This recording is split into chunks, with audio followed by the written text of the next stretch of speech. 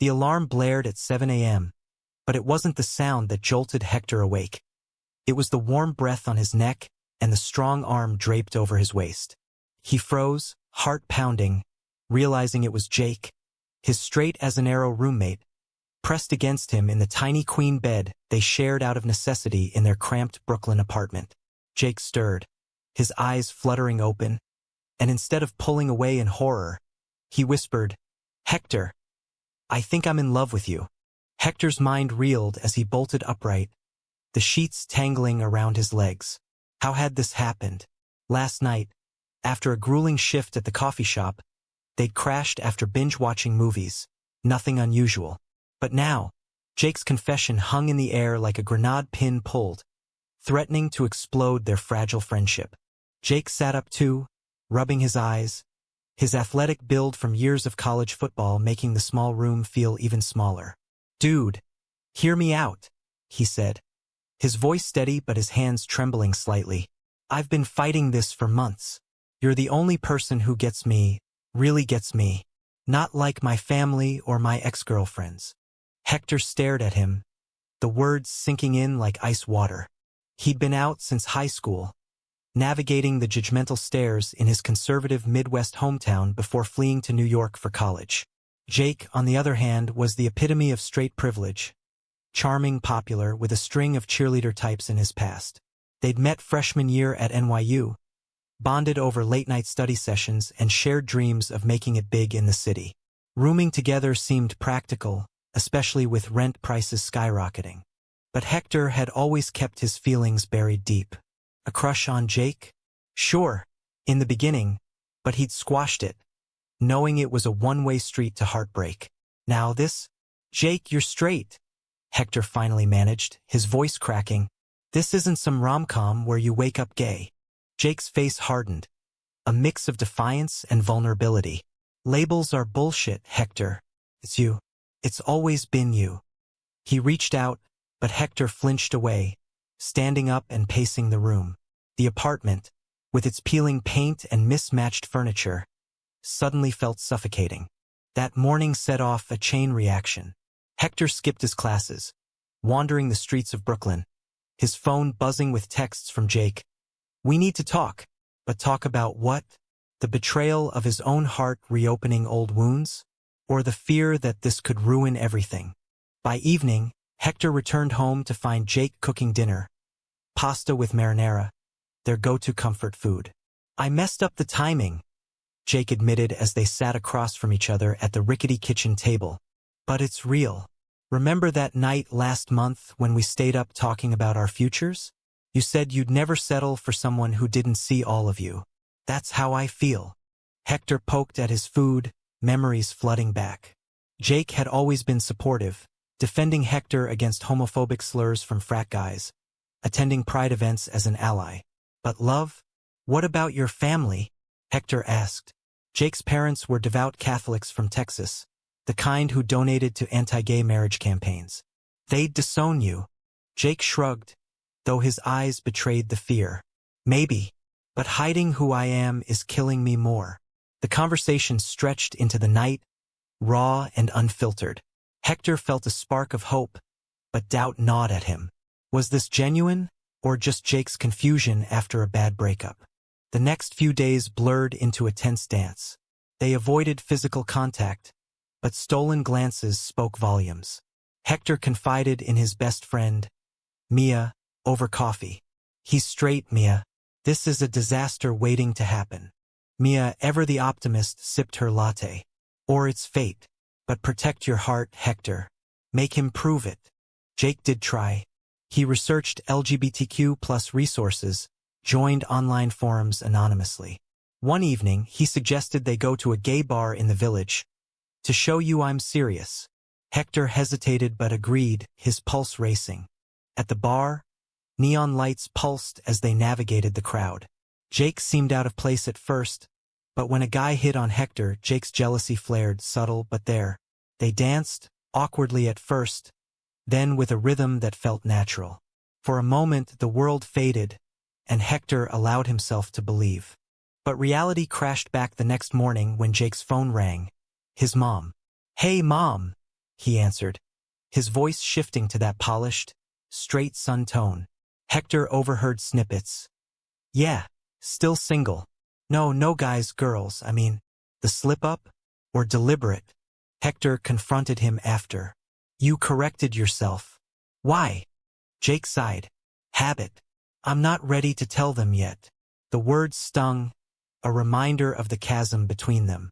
Hector stormed out, spending the night on Mia's couch, questioning if he could handle being someone's secret. Weeks passed in this limbo. Jake pushed for more, dates disguised as hangouts, late-night talks that edged toward intimacy without crossing lines. Hector resisted, but his resolve weakened.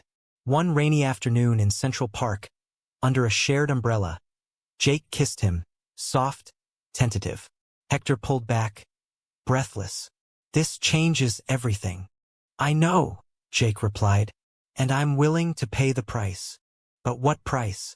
Hector wondered as they walked home, hands brushing. The answer came sooner than expected.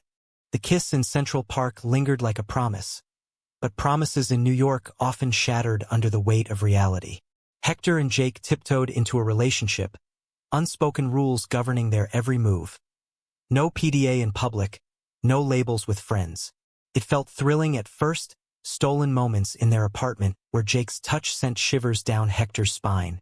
But the secrecy gnawed at Hector, a constant reminder of his past relationships hidden in shadows. Jake threw himself into it, reading books on bisexuality, attending a support group in secret. I'm figuring this out, he told Hector one night as they lay side by side, not touching but close enough to feel the heat. For us. Hector wanted to believe him. Their days filled with normalcy. Jake interning at a marketing firm, Hector grinding through his journalism degree. Evenings brought deeper conversations. Jake admitting his high school crushes on guys he dismissed as admiration. Hector sharing the pain of coming out to unsupportive parents. But cracks appeared. At a party thrown by mutual friends, Jake flirted with a girl named Sarah. Harmless, he claimed, but Hector saw the ease in his straight facade. It's just to keep up appearances, Jake whispered later. Hector nodded, but doubt festered. The first major blow came during Thanksgiving break. Jake flew home to Texas, promising to call every day. Hector stayed in New York, volunteering at an LGBTQ+ shelter to distract himself. The calls started strong, but by day 3, Jake sounded distant. Mom's pressuring me about grandkids, he said. It's nothing. When Jake returned, he was different. Quieter, avoiding eye contact. Hector pressed, and the truth tumbled out. My dad found an article on my phone about coming out. He flipped, said if I ever brought a guy home, I'd be cut off tuition, everything. Hector's heart sank. So what now? Jake paced. I told him it was research for a friend. But Hector, I can't lose my family. Not yet. The argument escalated. You're choosing them over us? Hector yelled. It's not that simple. Jake shot back. You don't know what it's like. Growing up in that house. The expectations. Hector stormed out again, this time to a bar where he drowned his sorrows. A guy named Ryan approached, charming and openly gay. They talked for hours. Ryan's hand on Hector's knee a temptation. But Hector pulled away, loyal despite the pain. Back home, Jake waited up. I'm sorry, he said, pulling Hector into a hug. I'll tell them eventually. Give me time. Time became their enemy. Christmas loomed, and Jake invited Hector to Texas as just a friend. Hector agreed, hoping it would force Jake's hand. The flight was tense, Jake fidgeting the whole way. In Texas, the McAllister home was a sprawling ranch-style house, decorated with crosses and family photos. Jake's mom, Linda, hugged Hector warmly. So nice to meet Jake's roommate. His dad, Tom, shook hands firmly, eyes appraising. The visit started smoothly, football games, home-cooked meals. But tension built. At dinner, Tom ranted about the gay agenda ruining America. Jake laughed along, avoiding Hector's gaze. Later, in the guest room, Hector whispered, How can you sit there and nod? It's survival, Jake hissed. One wrong word, and it's over. The breaking point came on Christmas Eve. Linda pulled Jake aside. "Honey, Sarah from church asked about you. She's single now." Jake mumbled something non-committal, but Hector overheard. That night, alone in bed while Jake slept on the couch downstairs to keep up appearances, Hector cried silently. Was this love or just another closet? The next morning, gifts exchanged, Tom cornered Jake. "Son, time to think about settling down. Real life, not that city nonsense." Jake nodded. "Yeah, Dad, I'm on it." Hector couldn't take it. He booked an early flight back, leaving a note. "I deserve more than this." Jake called frantically from the airport. "Don't go. I'll come clean." But Hector hung up, boarding the plane with a heavy heart. Back in New York, he packed Jake's things, ready to end it. When Jake arrived, breathless, he dropped to his knees. "I told them everything." Hector froze. "What?" Dad screamed. Mom cried. "They said don't come back until I fix this. But I chose you, Hector. I chose us." Tears streamed down Hector's face as they embraced. For the first time, hope felt real. But the cost. Jake's family, his security, hung over them like a storm cloud. Months later, they navigated the fallout. Jake lost his tuition support, taking on extra jobs. Hector helped where he could, their bond strengthening through adversity. But society whispered doubts. Friends questioning Jake's phase. Strangers staring at their held hands. One evening, at a gallery opening for Hector's photography class, Jake met Ryan, the guy from the bar. Jealousy sparked, leading to a heated argument outside. "You talked to him that night?" Jake accused. "It was nothing," Hector said. "But you were hiding me." The fight exposed raw nerves. Jake admitted his fears. "What if I'm not enough? What if I regret this?" Hector's response: "Then we're doomed." They reconciled, but the seed of doubt grew. Reconciliation brought a fragile peace, but New York's relentless pace amplified their struggles. Jake juggled 2 jobs, a barista gig and freelance graphic design, while finishing his degree online. Hector's journalism internship at a local paper consumed his days, leaving little time for them. Yet, in rare quiet moments, their love shone. Cooking together, walking hand in hand through Prospect Park, ignoring judgmental glances. But inner conflicts raged. Jake battled guilt over his family's silence. "No calls, no texts since Christmas. They raised me," he confided one night, staring at the ceiling. "Am I betraying them?" Hector held him. "No, you're being true to yourself." But Hector's own demons surfaced. Memories of his father's rejection after coming out. The years of therapy to rebuild self-worth. Was he pushing Jake too hard? The turning point came with a job offer for Hector. A reporting position in San Francisco, starting in summer. "It's my dream," Hector told Jake over dinner. "But it means leaving New York." Jake's face fell. "What about us? We could make it work, long distance, or you come with." Jake hesitated. "My life's here. My friends, my work." The discussion turned into debate. Jake wanted stability. Hector craved opportunity. "This is about more than a job," Hector argued. "It's proving I can succeed despite everything." Jake nodded, but resentment brewed. He started spending more time with old straight friends, reliving normal nights out. One evening, he came home late, smelling of beer. "Had fun with the guys," he said casually. Hector smelled perfume too. Who was there? Just friends. But Hector's paranoia spiked. The betrayal unfolded subtly. Jake reconnected with Sarah from Texas via social media. Innocent at first, commiserating over family pressures. But messages turned flirty. Hector discovered them one day, scrolling through Jake's phone while he showered. A breach of trust born from suspicion. "Sarah, miss our talks. You were always so straightforward." Winking face. Jake, "Haha, yeah, things are complicated here." Hector confronted him that night. "What's this?" Jake paled. "Nothing.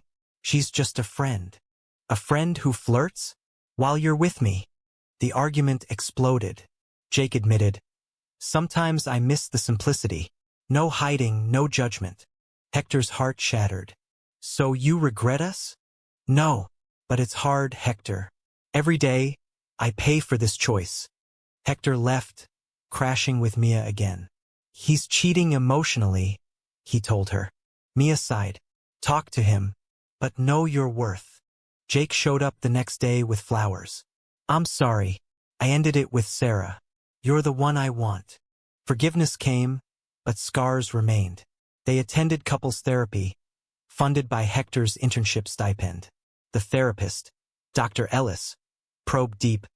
Jake, what does love mean to you? Sacrifice, Jake said. But I'm tired of losing pieces of myself. Hector, what about you? Acceptance. Without conditions. Sessions helped, but external pressures mounted. Jake's old football coach offered him a coaching job back in Texas, stable pay, familiar ground.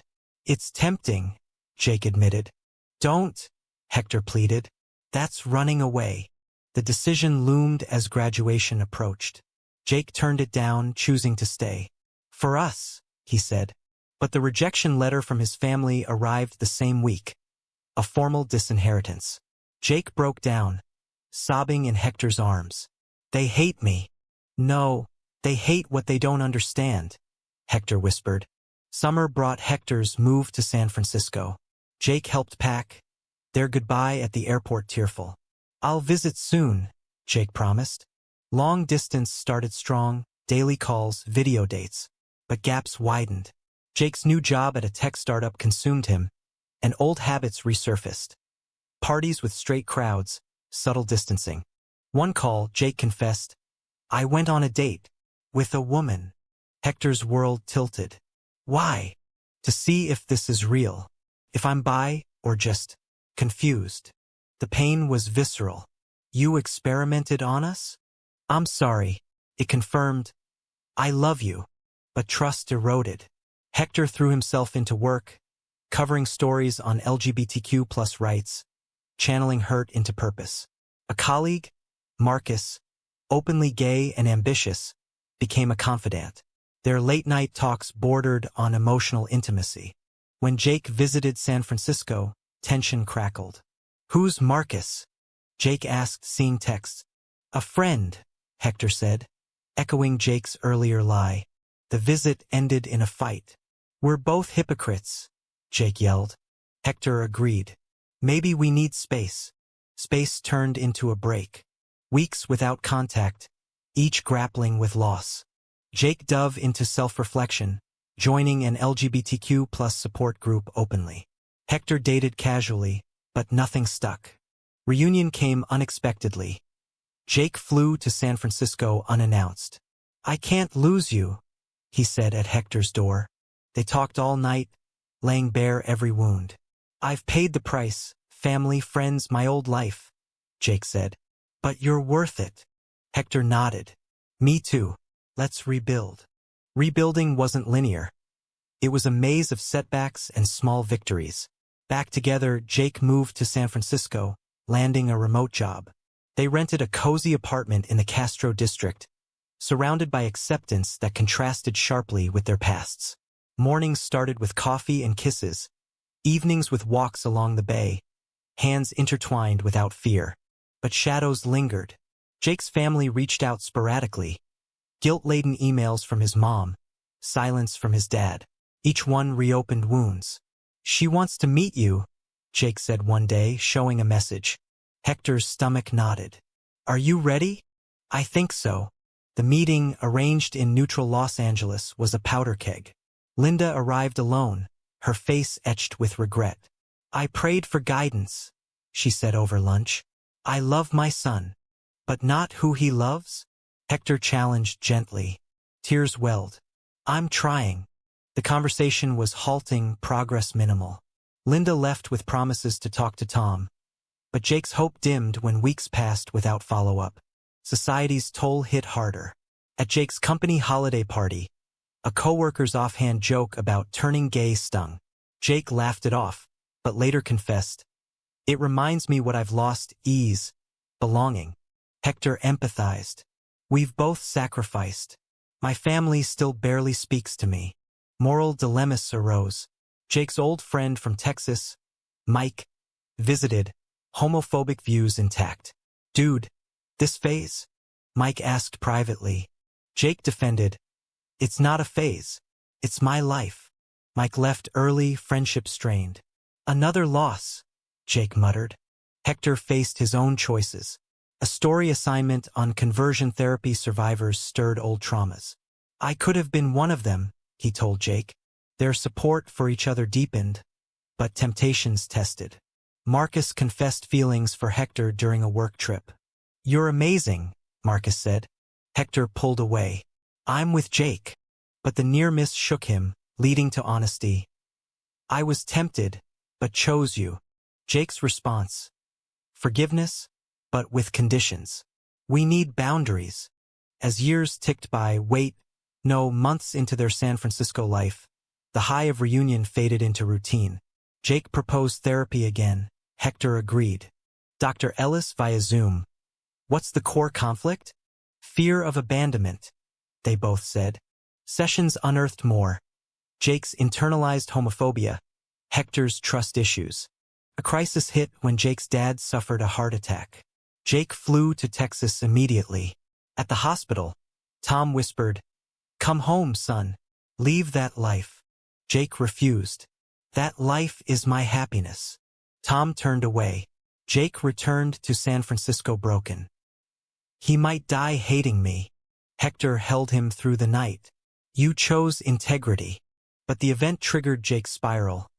Drinking more, withdrawing. One night he snapped. Sometimes I wonder if it was worth it. Hector's fear ignited. Then go back to your straight life. Jake left, staying with a friend for days. Hector agonized, questioning every decision. Reconciliation came via a letter Jake wrote. The price is high, but without you, it's higher. They recommitted, attending Pride together, Jake's first as an out man.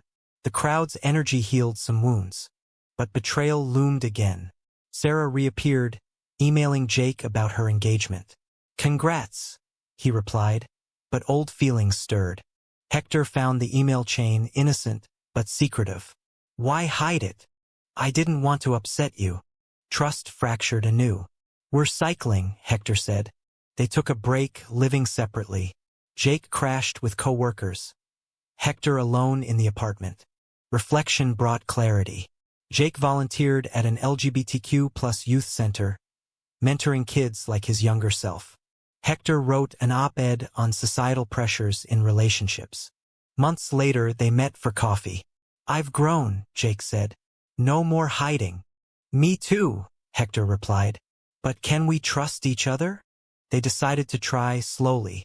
The slow rebuild was painstaking, like mending a shattered vase with gold, beautiful but forever changed. Dates started simple. Picnics in Golden Gate Park, honest talks about fears. No rushing, trust earned daily. Jake's family thawed slightly. Linda sent birthday cards. Tom remained distant. It's progress, Jake said optimistically. Hector's career soared. A promotion to features writer, covering queer stories nationwide. Jake advanced in design, creating campaigns for inclusive brands. But moral quandaries persisted. A friend, Ethan, confided his own coming-out struggles, mirroring Jake's. Help him, Hector urged.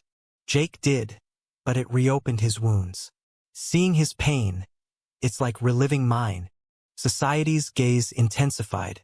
A viral article Hector wrote on bi-erasure hit home. Jake felt seen but exposed. People assume I'm straight-passing, he complained.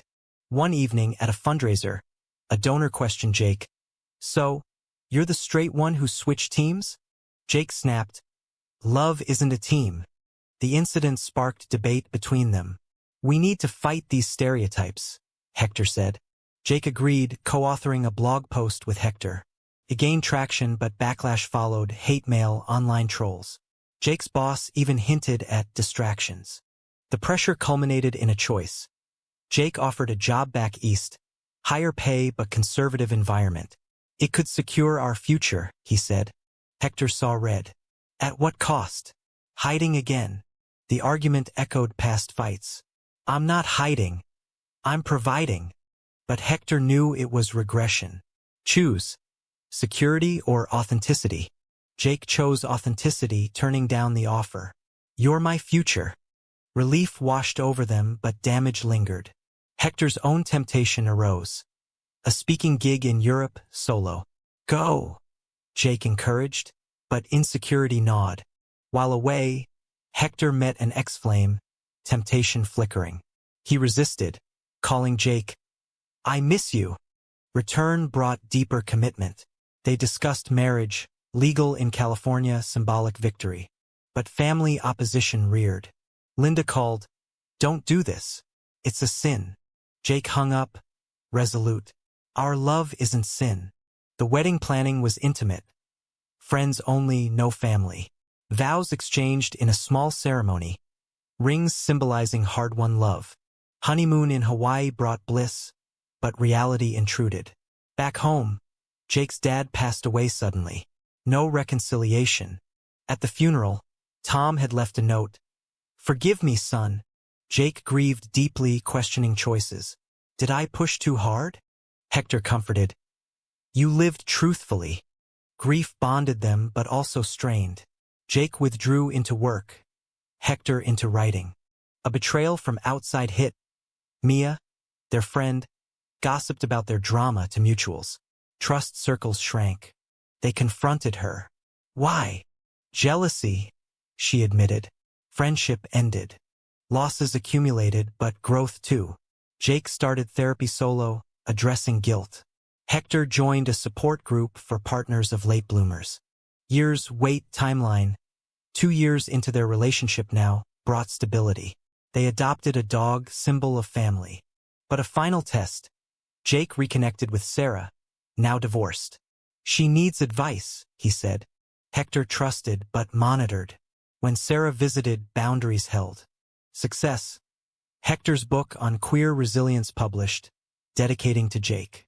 At the launch, Jake proposed again, properly, with family absent but friends cheering. Life settled, but questions lingered. Settled didn't mean easy. It meant enduring. With the book launch behind them, Hector and Jake navigated married life in San Francisco's vibrant queer community. Mornings with their dog, Bailey, runs along the Embarcadero, evenings debating politics over wine. But undercurrents of past traumas surfaced unpredictably. Jake's therapy unearthed repressed anger toward his family. "They stole years from us," he told Dr. Ellis. "Channel it," she advised.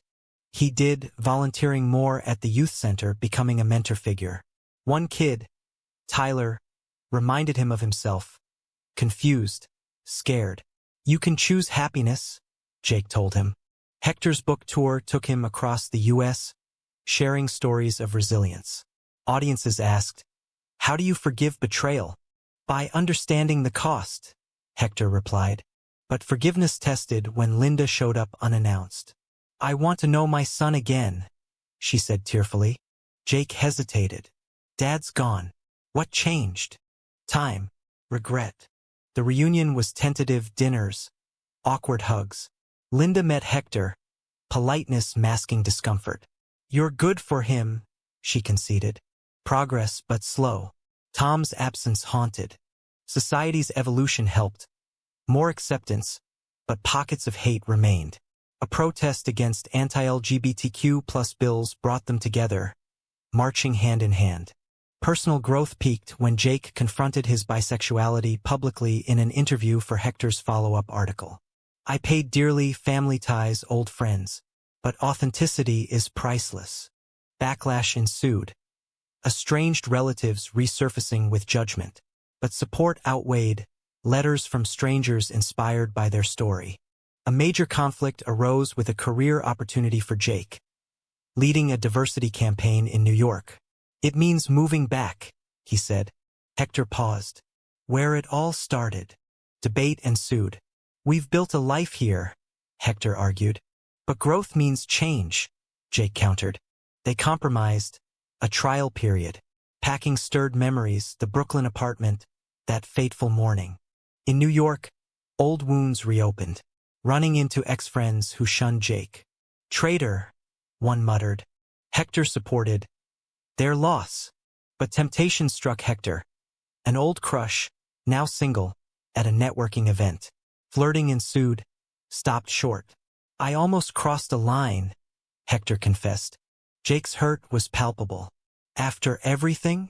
Fear of losing this, Hector explained. Therapy helped forgive. We're human, Dr. Ellis said. The move proved fruitful. Jake's campaign succeeded. Hector freelanced successfully. Family ties mended further. Linda visited, bringing photos of Jake's childhood. I missed so much, she said. Forgiveness flowed, but not forgetfulness. An ultimate awakening came during a crisis. Tyler, the mentee, attempted suicide after family rejection. Jake rushed to the hospital. This could have been me, he told Hector. They advocated for Tyler, helping him find resources. The event solidified their purpose. Speaking at events, sharing their story to prevent others' pain. Years later, 5 into their journey, their life was a tapestry of scars and triumphs. Adopting a child discussed but tabled for now. Reflecting one evening on their rooftop, Jake said, "The price was steep.